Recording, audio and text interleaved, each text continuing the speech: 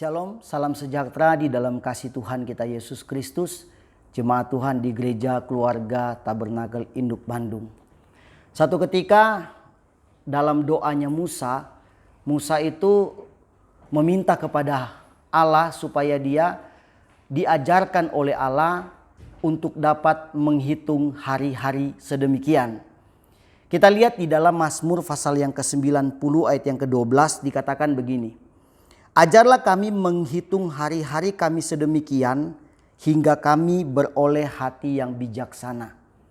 Jadi dalam doanya Musa meminta kepada Tuhan, kepada Allah melalui doanya untuk dia dapat diajarkan bagaimana cara menghitung hari-hari sedemikian. Pengertian daripada menghitung hari-hari ini bukan pengertiannya adalah menghitung dari Senin, Selasa, Rabu, atau menghitung berapa jumlah harinya, 7 atau 8 atau 10 atau 15 atau lebih. Atau mungkin menghitung waktu di dalam satu hari itu berapa jam dan sebagainya. Bukan. Tetapi menghitung hari itu pengertiannya adalah Musa meminta kepada Allah untuk mengajarkan kepada Musa supaya dia tahu mengingat hari-hari pertolongan Tuhan di dalam kehidupan Musa. Kita tahu Musa itu seorang pemimpin sebuah bangsa yang besar. Dan dia melalui begitu banyak sekali hal dalam perjalanan hidupnya. Dia sudah mengalami begitu banyak pertolongan-pertolongan di dalam perjalanan hidupnya. Dan itu yang dimaksudkan oleh Musa adalah mengingat-ingat akan kebaikan, akan kemurahan Tuhan, akan kasih Tuhan di dalam kehidupan Musa. Dalam kehidupan kita tuh diajarkan untuk bagaimana cara kita mengingat-ingat kebaikan Tuhan.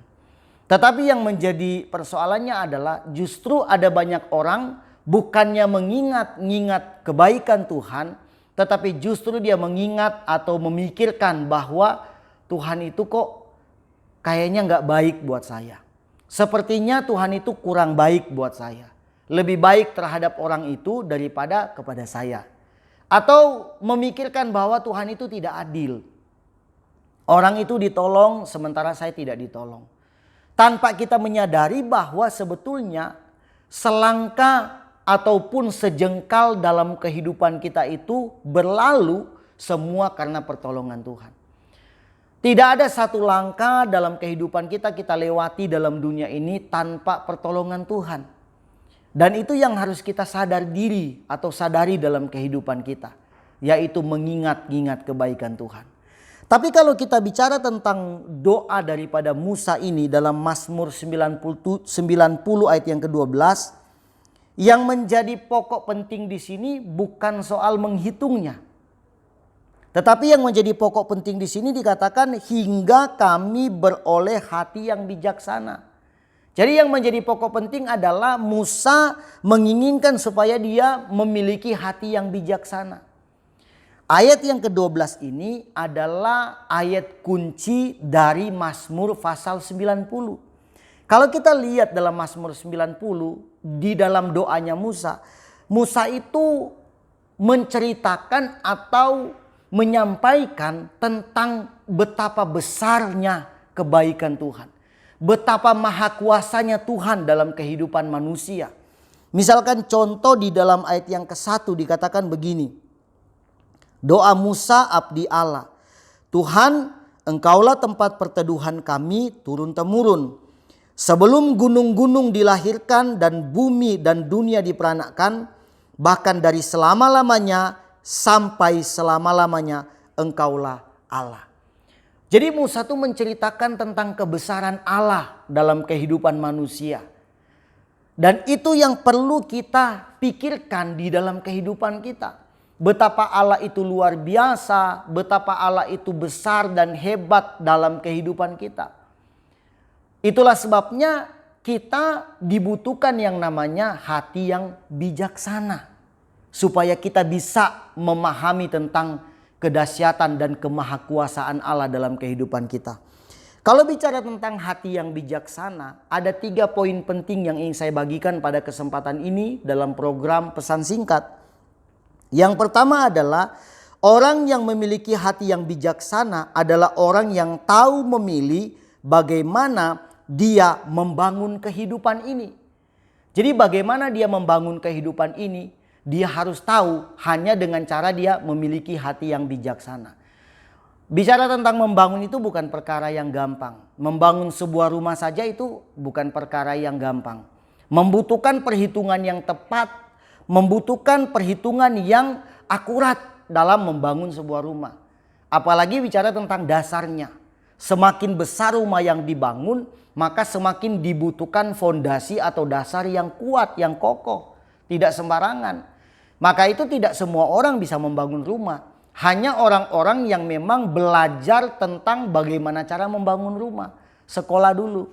Kalau di gereja keluarga Tabernakel, Induk Bandung, kita tahu lah ya. Kalau bicara tentang membangun rumah, percayakan kepada ya katakanlah ibu gembala kita. Ada juga beberapa jemaat di gereja kita yang memang ahli di dalam hal membangun rumah.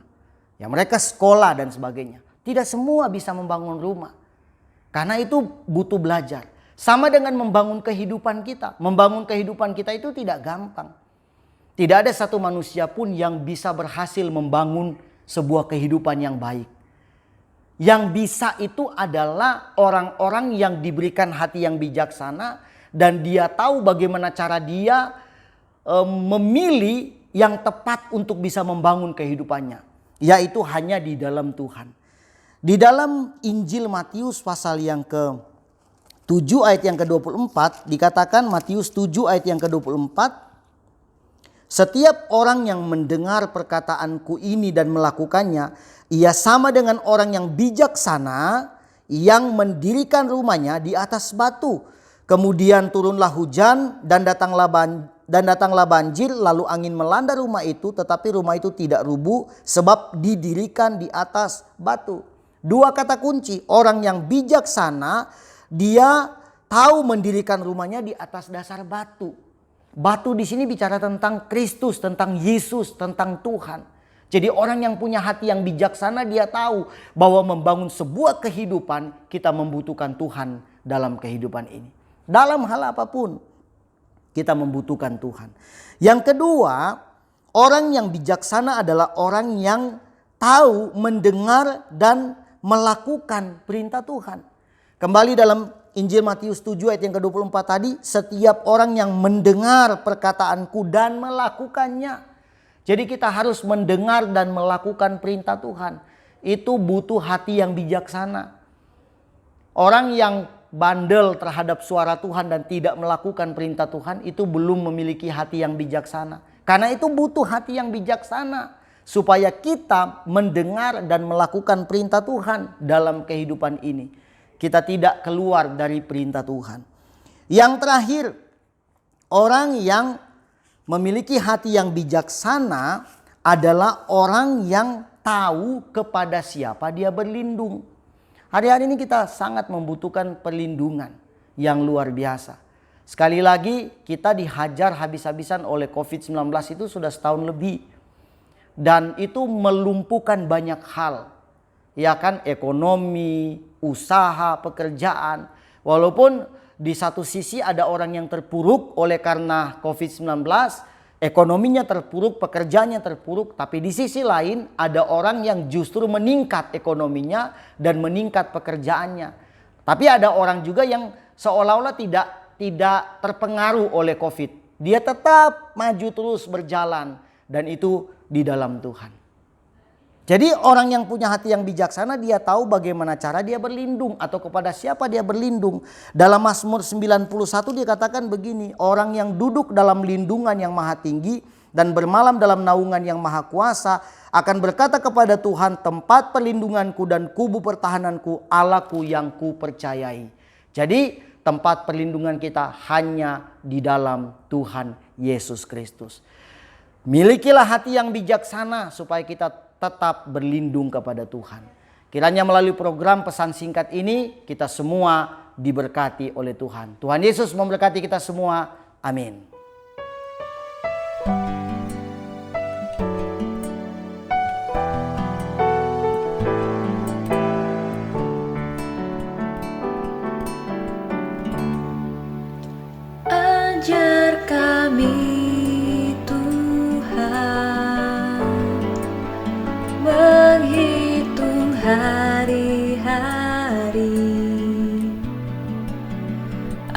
agar kami beroleh hati bijaksana.